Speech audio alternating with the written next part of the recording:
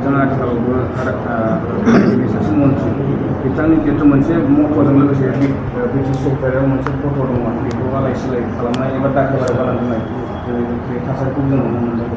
बिनि सायाव नोंथाङा सासे बर' सुबुं जानानै मा बुंनो सानो? उरखावगोरा ब्रह्म सारा जोंनि बर' माहारिनि थरसे अलंबार। आंनि पार्सनेलि बिथाङा सासे मेन्टर, आंनि गुरु।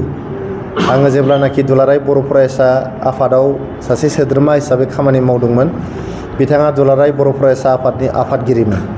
दुलाराय बर' फरायसा आफादनि आफादगिरि जानानै बिथाङा दुलाराय बर' फरायसा आफादखौ दैदेननायल' नङा, दिनै जे जायफोर दैदेनगिरिफोरनि सिङाव बैफोर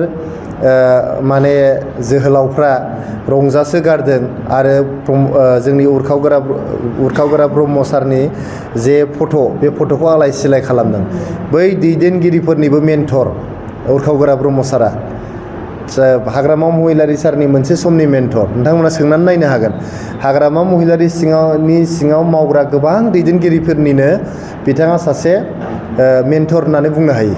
जोंनि बर' समाजाव उरखावगोरा ब्रह्म बायदि सासे गोजों अलंबार जोङो मोननांगौआ जोबोद गोब्राब। सासे लिरगिरि, बिथाङा सासे खन्थाइगिरि, बिथाङा साहित्य एकाडेमि बान्था मोनगिरि आरो बिथाङा बर' समाजखौ मोनसे समाव दैदेननानै BTC दानायाव आरो BTR दानायाव बिथाङा जे गोग्गोम बिहोमा दं बेखौ रावबो डिनाय खालामनो हाया। दा बिथांनि फट'खौ जे दिनै आलाय सिलाय खालामदों, बेयो जोबोद दुखुनांथाव।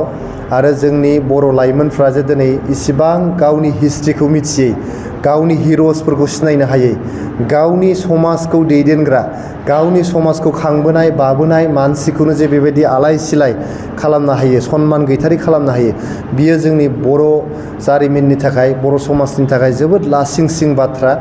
पलिटिक्स एपार्ट, पलिटिक्सआव सोरबा जेनगोन सोरबा देरहागोन, दिनै सरकार दङ गाबोन सरकार थानाय नङा, दिनै अपोजिसनाव दं गाबोन सरकाराव फैगोन, दिनै सरकाराव दं गाबोन अपोजिसनाव थानांगोन, खिन्थु हारिनि जारिमिना अरायबो गोजोर जानानै थागोन। जारिमिना बैफोर सुबुंफोरखौ मालाबाबो माफ होनाय नङा। आरो आङो बर' समाजखौ खावलायनो लुबैदों, बर' समाजनि बुद्धिजिबिफोरखौ खावलायनो लुबैदों, जायफोर सुबुंफ्रा बेफोर खामानिखौ मावदों, जायफोर दैदेनगिरिफ्रा बेफोर खामानिखौ उरखावगोरा ब्रह्म सारनि फट'खौ आलाय सिलाय दाखोरबारियाव गारनानै ससियेल मिडियायाव होनायनि जे दुस्साहस, बिथांमोन जे कारेज जे देखायदों, बेनि उसित साजा होनो थाखाय जों बयबो थियारि जानानै थानांगौ।